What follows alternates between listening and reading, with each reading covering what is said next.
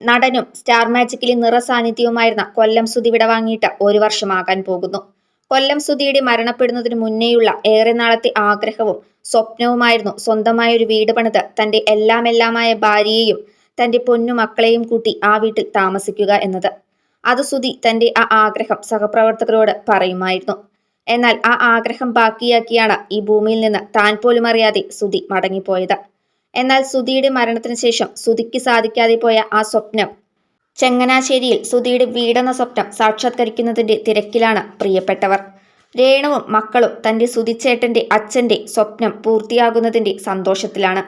ഇപ്പോഴിതാ രേണു തങ്ങളുടെ പുതിയ വീടിന്റെ പേര് ഇട്ടു എന്നും സുധിലയം എന്നാണെന്നും പറഞ്ഞുകൊണ്ട് എത്തിയിരിക്കുകയാണ്.